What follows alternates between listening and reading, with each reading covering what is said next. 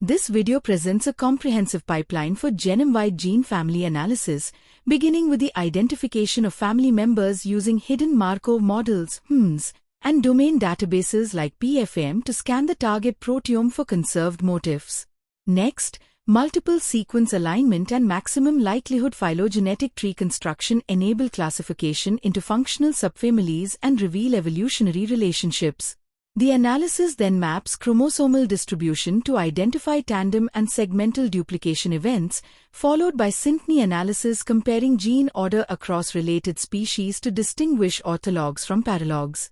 Finally, integration of RNA-seq expression data through heat maps provides functional context, linking specific clades to biological processes such as tissue-specific development or stress responses, ultimately transforming a list of genes into a cohesive evolutionary and functional story.